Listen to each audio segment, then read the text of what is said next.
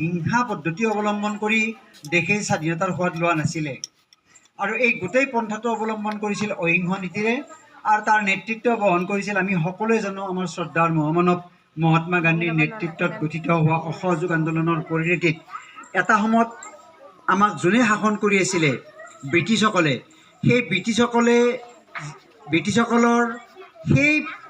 মানে দাসত্বৰ যিটো শিকলি সেই শিকলিৰ পৰা মুক্ত হোৱাৰ কাৰণে গোটেই ভাৰতবাসীয়ে সমবেত হৈছিলে কিন্তু মহাত্মা গান্ধীয়ে আহ্বান জনাইছিলে যে দুই এজন আছিল চৰমপন্থী নেতা কিন্তু মহাত্মা গান্ধীয়ে বাৰে বাৰে আহ্বান জনাইছিলে যে আমি এনেকৈ নহয় আমি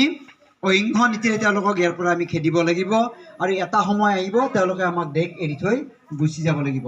হয় তেনেকুৱা এটা অৱস্থা হৈছিলে কিন্তু তাৰ কাৰণে ভাৰতবাসীয়ে বহুত সময় ৰ'ব লগা হৈছিলে বহুত শ্ৰম কৰিব লগা হৈছিলে বহুত ধৈৰ্য আৰু বহুত ত্যাগ স্বীকাৰ কৰিব লগা হৈছিলে এই আটাইবোৰৰ সংমিশ্ৰণত গোটেই দেশবাসীৰ অৱদান আছিলে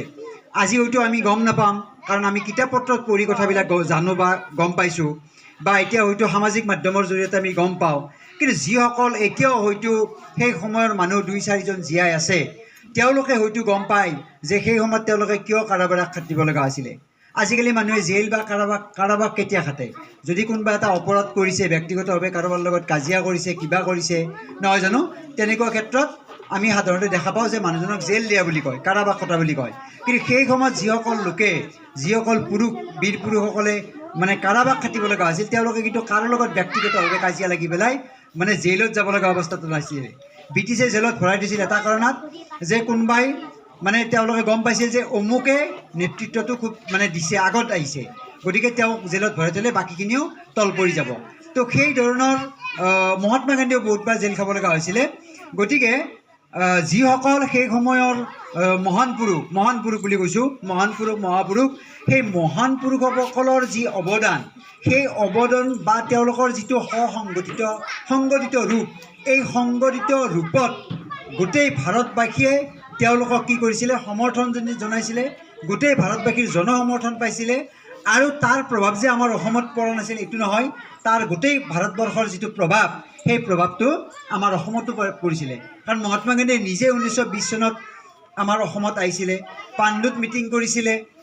বিদেশী কাপোৰ জ্বলাই দিছিলে মানুহক কৈছিলে যে আমি বিদেশৰ হেৰি নাখাওঁ লোন নাখাওঁ আমি নিজেই আমাৰ সৃষ্টি কৰা আমি হেৰি খাম লোন বা নিমখ খাম গতিকে বিদেশী দিয়া কাপোৰ আমি নিপিন্ধোঁ তাৰ কাৰণে তেওঁ যঁতৰত খদ্দৰ কাপোৰ বোৱাৰ কাৰণে ৰাইজক আহ্বান জনাইছিলে অৰ্থাৎ এইটো কথা আহ্বান জনাইছিলে যে আমাৰ সমল বা সম্পদ চব আছে কিন্তু সম্পদখিনিৰ সঠিক ব্যৱহাৰ আমাৰ হোৱা নাই আৰু যেতিয়াই আমি সঠিক ব্যৱহাৰ কৰিব পাৰিম তেতিয়াই আমি স্বাধীন চিতীয়াকৈ আমি দেশখনে চলিব পাৰিম আমাক আনে শাসন কৰি থকাৰ আৰু নৈতিক অধিকাৰ নাই যি কৰিলে তেওঁলোকে কৰিলে